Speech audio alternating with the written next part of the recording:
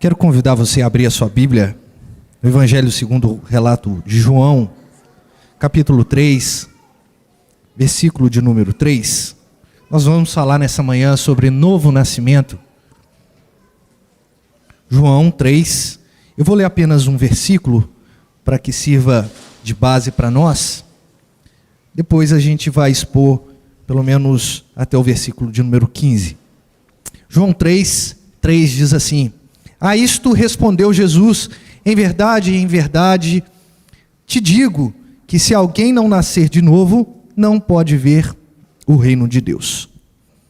Senhor Deus, em nome de Jesus, fale por meio da tua palavra e que o nosso coração esteja aberto para as grandes verdades que o Senhor tem para trazer para nós por meio da exposição das Escrituras. Ó Deus, em nome de Jesus é que oramos e agradecemos. Amém. Queridos irmãos, nós estamos diante dos primeiros relatos do apóstolo e discípulo João, falando da vida de Jesus. Portanto, os primeiros relatos do Evangelho de Jesus, segundo o pensamento e entendimento de João.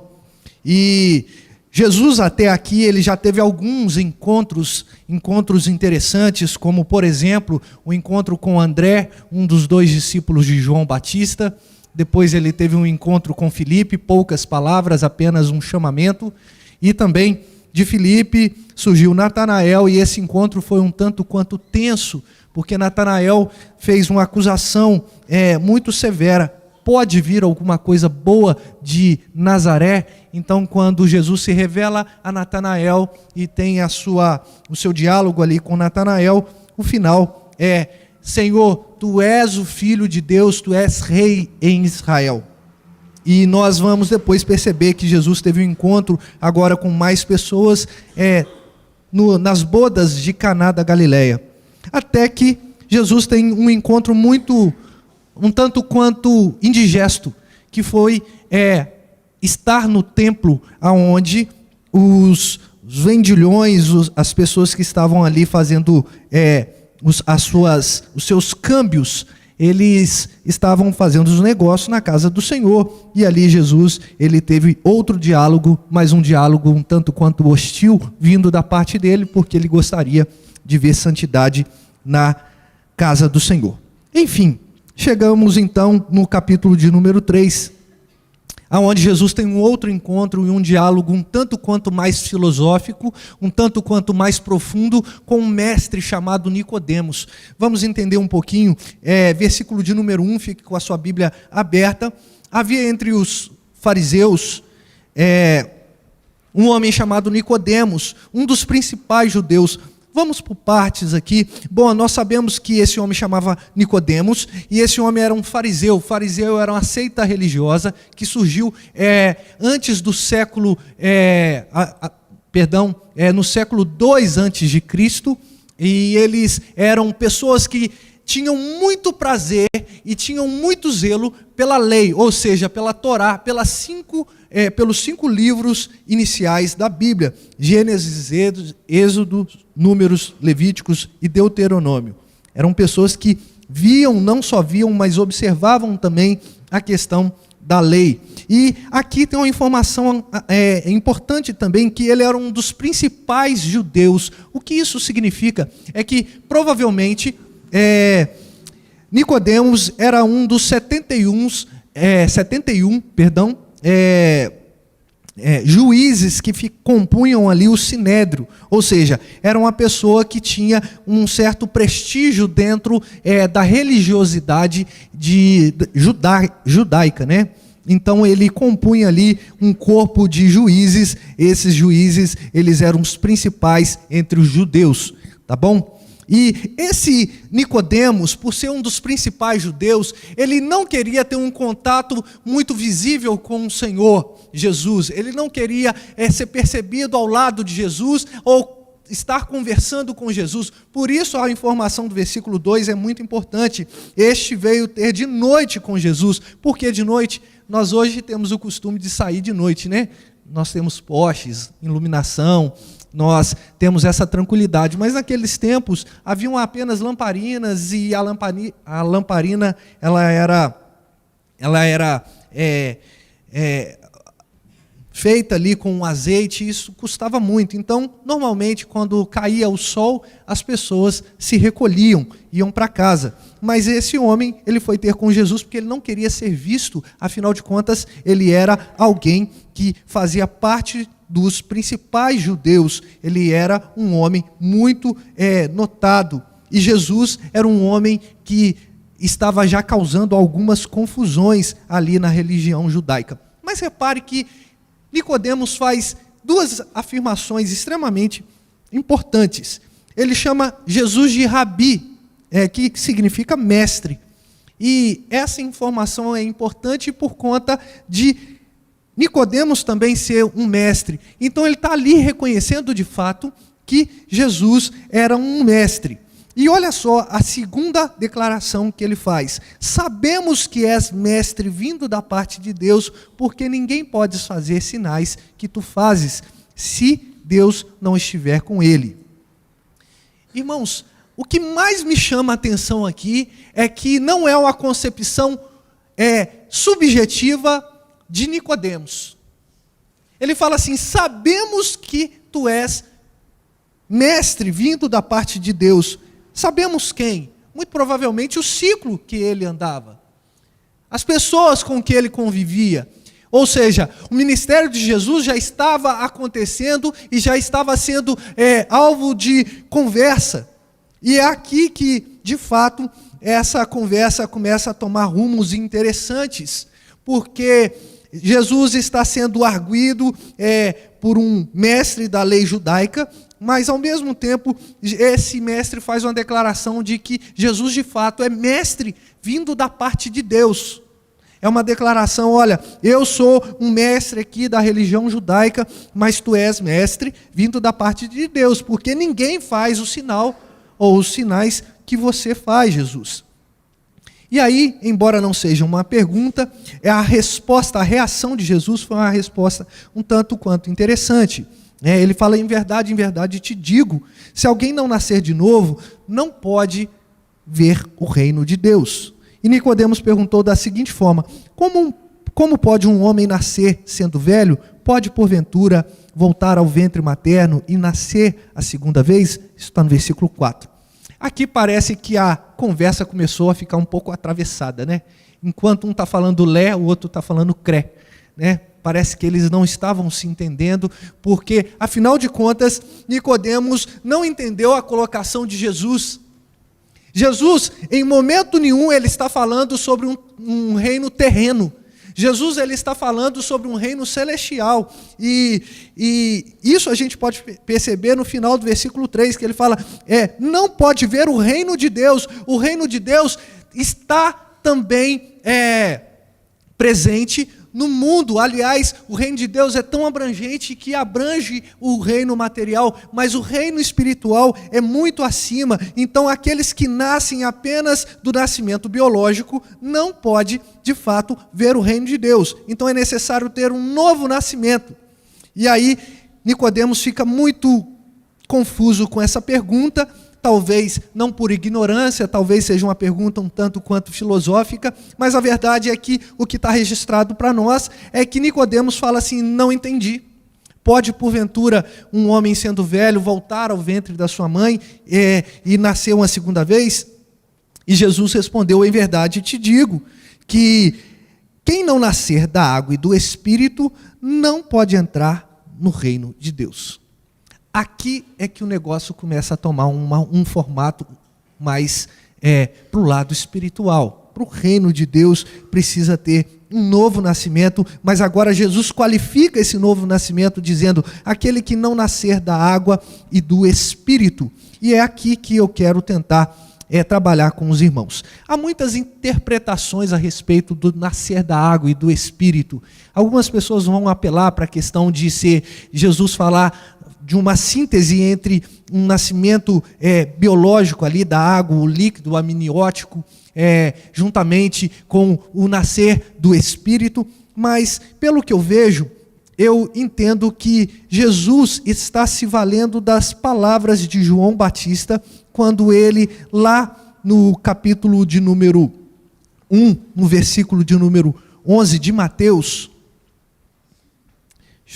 Deixa eu ver se não estou errado aqui na minha referência. Perdão, Mateus capítulo 2, versículo 11.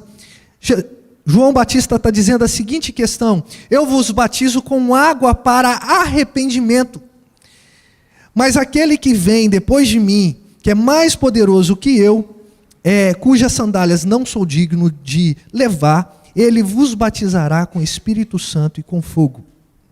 O que eu entendo aqui, irmãos, que Jesus está dizendo?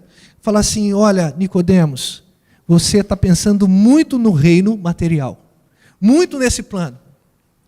Mas você esqueceu que você mandou alguns dos seus discípulos ir arguir João Batista com relação ao que ele estava fazendo. E se você tiver com a sua Bíblia aberta em João, você vai ver que há um diálogo ali entre os enviados dos principais judeus da época. Portanto, com toda certeza, Nicodemos poderia estar ali, né? Bom, poderia estar ali, mas eles perguntam quem é João Batista, e ele fala assim: olha, eu não sou o Messias, mas eu sou o cumprimento do que está escrito em Isaías. E aqueles que não nascem do arrependimento, aqueles que não têm um arrependimento, que não passam por esse processo, eles não vão ser também reconhecidos no reino de Deus. E aí aqui Jesus, ele chega e fala com Nicodemos a seguinte expressão: você precisa nascer da água e do Espírito. A água aqui simbolizando o arrependimento. Nós não conseguimos ter um novo nascimento se nós não assumirmos a nossa natureza caída. Se nós não assumirmos os nossos pecados. Se nós não assumirmos que nós somos pecadores totalmente depravados. E não só isso, não adianta só assumir, precisa haver um arrependimento, uma mudança de mente, uma mudança de concepção a respeito do pecado e também do resgate de Deus, que é Cristo Jesus. Mas além disso, é necessário nascer do Espírito. É necessário que as pessoas que cogitam das coisas espirituais, elas nasçam de fato do Espírito. Ou seja, que recebam o Espírito Santo, que não tem nada a ver com a manifestação visível do Espírito Santo na igreja, mas a manifestação interna. E Jesus vai complementar dizendo assim: o que é nascido da carne, Nicodemos, é carne. Você está olhando para a carne, e tudo que é nascido da carne é carne, mas aquele que é nascido do Espírito é Espírito. Não te admires te dizer isto, importa-vos nascer de novo. Nicodemos, esquece um pouco esse plano, esquece um pouco essa ideia que vocês assumiram de pegar a Torá e colocar ela como uma regra que é tão pesada sobre o povo. Esquece isso um pouco, deixa isso de lado e começa a ver a grande maravilha que é participar do reino espiritual de Jesus. Mas para isso, Nicodemos, é necessário nascer de novo. Mas repare, Nicodemos, que o vento sopra para onde ele quer, não se ouve a sua voz, e não se sabe de onde vem, nem para onde vai. Assim é todo aquele que é nascido do Espírito. O que isso quer dizer? É que aquele que tem um novo nascimento, ele já não é dono da sua própria vida, ele é um escravo de fato de Cristo. Então o Espírito de Cristo, habitando no coração dele, ele é agora levado para onde o Espírito manda, determina. Somos nascidos de novo. Para onde o Espírito Santo nos leva? Ele nos leva a ter uma vida de falta de comunhão com Cristo, com a igreja. Ele nos leva a frequentar lugares que são indesejados e mal vistos. Ele nos leva a ter atitudes que não são concernentes à tua palavra. Repararam? O que Jesus está falando? Não se deixe levar pelo mundo e nem a lei que vocês mesmos fiscalizam e criam. Sejam nascidos do Espírito e assim vocês vão ser conduzidos pelo Espírito. Então lhe perguntou Nicodemos, versículo 9, como pode suceder isso? E aí Jesus acode ele de novo, né?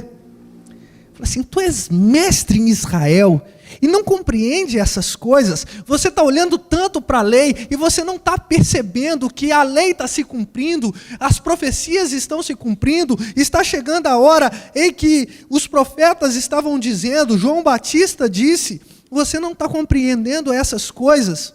Em verdade te digo que nós dizemos o que sabemos. E essa expressão é importante, queridos irmãos. Testificamos o que temos visto, contudo não aceitais o nosso testemunho. Fala, olha, o que Jesus está falando é o seguinte, olha, eu tenho falado daquilo que eu vi, aquilo que eu testemunhei, aquilo que eu presenciei. Eu estou falando de algo extremamente importante, só que vocês não aceitam o meu testemunho. E quando eu falo a respeito de coisas terrenas aqui, interpretando, trazendo a minha interpretação da lei para vocês, vocês também não me escutam. E aí ele fala assim, se tratando de coisas terrenas, vocês não creem? Como crer? Como vocês vão crer se eu vos falar das coisas celestiais? Se eu estou dando testemunho sobre a vida comum aqui, e você não está crendo, Nicodemos, se a tua turma, se o Sinédrio não está crendo, se os fariseus não estão crendo, se os judeus não estão crendo, como é que vocês vão crer nas coisas celestiais? Talvez aqui Jesus estivesse falando assim, por isso eu realizo os sinais. Porque se eu falar, vocês não vão dar crédito. E, aliás, o livro de João é o livro dos sinais. Jesus vai dando sinais da sua divindade. E aí ele ratifica essa sentença dizendo, ora, ninguém subiu ao céu a não ser aquele que de lá desceu, a saber, o Filho do Homem.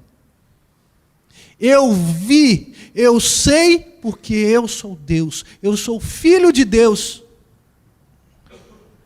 Eu sou filho de Deus e estou testificando as coisas do alto, porque eu sou o cumprimento das promessas do Senhor.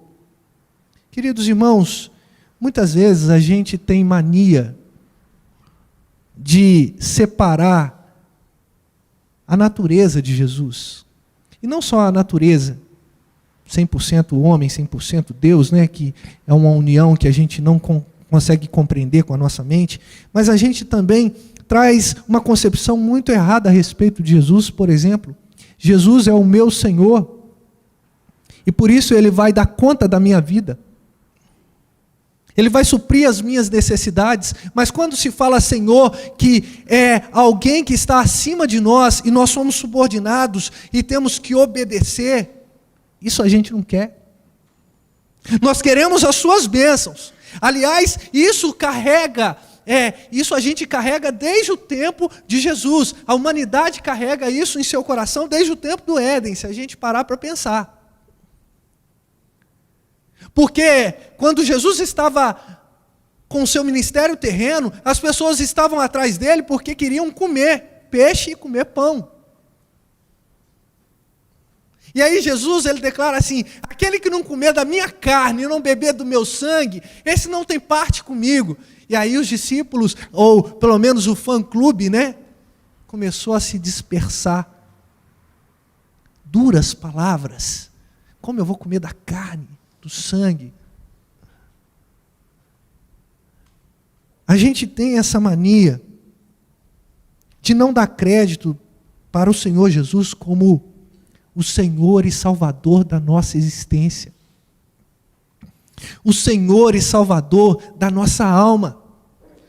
A gente está muito ligado e preocupado se o Senhor vai prosperar o meu trabalho, se o Senhor vai prosperar a minha família, se o Senhor vai me dar um carro novo, se o Senhor vai me fazer passar na faculdade. A preocupação de Jesus não é essa. Essas coisas são preocupações nossas. E Jesus abençoa, sim, de acordo com a vontade dele. A preocupação do Senhor é se você recebeu de fato um novo nascimento, ou se você nasceu de novo. Nicodemos, presta atenção. Eu não estou falando de uma coisa que está somente no meu coração, Nicodemos. Eu estou falando porque ninguém subiu ao céu, a não ser aquele que de lá desceu, a saber, o Filho do Homem, que está no céu. E aqui, queridos irmãos, versículo 14, versículo 15, Jesus faz algo impressionante.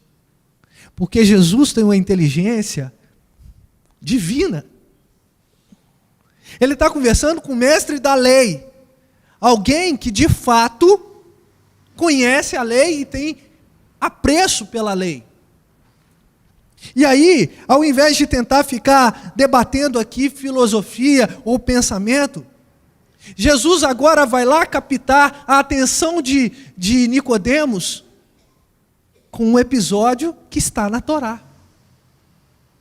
Ele fala assim: e do mesmo modo em que Moisés levantou a serpente no deserto, assim importa que o Filho do Homem seja levantado, para que todo que nele crê tenha a vida eterna.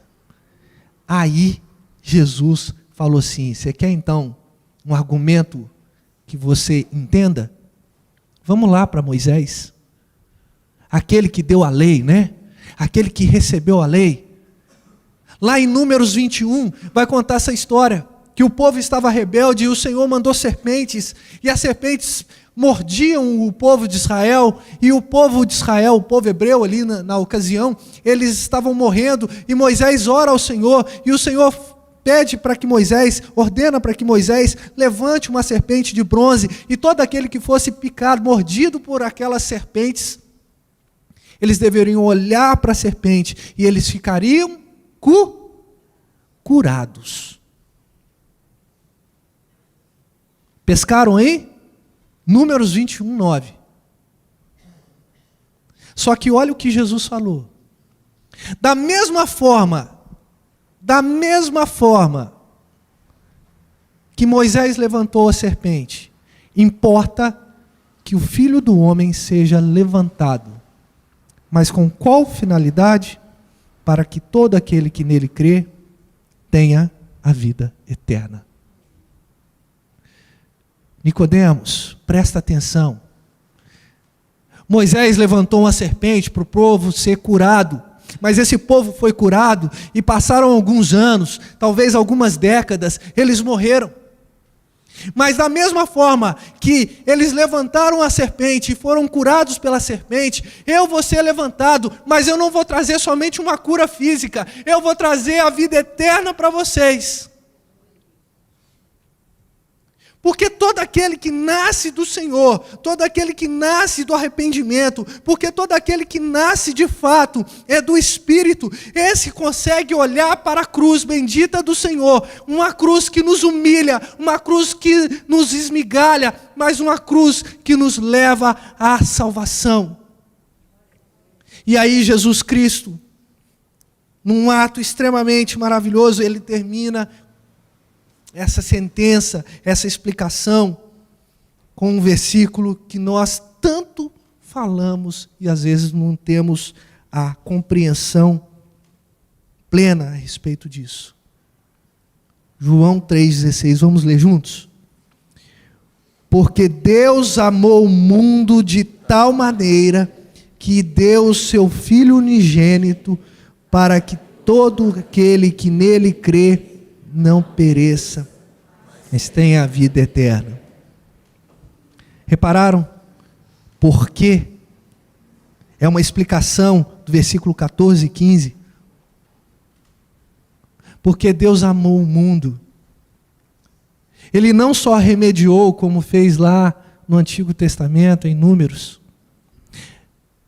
Ali já era um processo revelatório do sacrifício de Jesus. Mas Deus amou a ponto de curar não só a chaga, mas de curar a nossa alma. Isaías vai dizer isso, que pelas suas pisaduras nós fomos sarados de quê, irmãos? Dos nossos pecados. A maior doença, a doença que consome não só a carne, mas a alma. Mas Deus, sendo rico em amor, em misericórdia, Ele amou o mundo de uma maneira tão inexplicável que enviou o seu único Filho para que todo aquele que nele crê não pereça, mas tenha a vida eterna. Importa nascer de novo, Porque aquele que nasce de novo, ele pode entrar no reino de Deus. Ele pode ver o reino de Deus. O reino de Deus não é uma concepção ideológica. O reino de Deus é uma realidade para aqueles que nascem de novo. E eu quero terminar justamente perguntando: houve um novo nascimento na sua vida? Houve um novo nascimento no teu coração? Você nasceu da água e do Espírito? E é interessante esse negócio da água, né? Porque está em João 1, daí a pouco está em João 2, porque transformou a água em vinho, está em João 3, está em João 4, mulher, dá-me de beber. Se eu te der essa água de beber, nunca mais você vai ter sede, uma água viva. Aquele que não nascer da água e do Espírito não pode ver o reino de Deus. Se você nasceu de novo, você é um privilegiado, porque você não só vê o reino de Deus, como você participa do reino de Deus. Se você não nasceu de novo, o convite para você nessa manhã é: se renda a esse reino.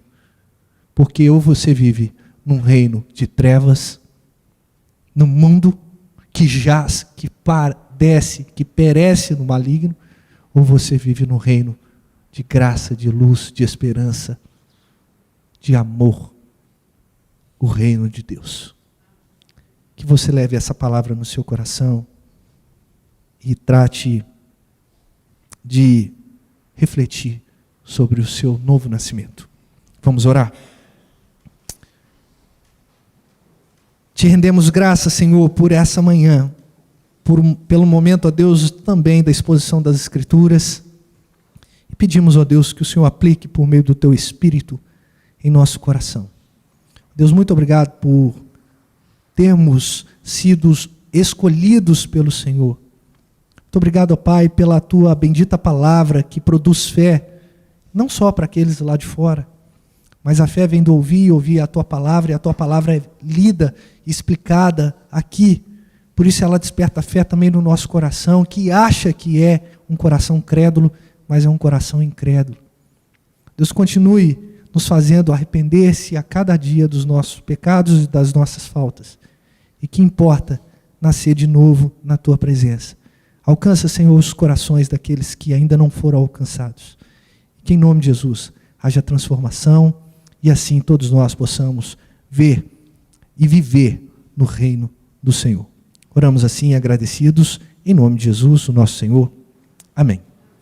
Recebam a bênção, queridos irmãos. Que a graça maravilhosa do nosso Senhor e Salvador Jesus Cristo, que o amor bendito de Deus Pai e toda a consolação e toda a unção do Espírito Santo esteja sobre cada um de nós aqui presente, sobre toda a igreja espalhada ao redor da terra, desde agora para sempre. Amém. Irmãos, antes da gente ir para nossas salas, só quero comunicar a vocês que adquiriram o convite para o almoço, a partir das 11h30, as marmitas, os marmitex vão ser confeccionados, tá? Mas a partir de 15 para meio-dia, 10 para meio-dia, aí sim o almoço para quem vai almoçar aqui nas dependências da igreja vai estar sendo servido, tá bom? Então só para a gente afinar isso aí. Reverendo, alguma informação?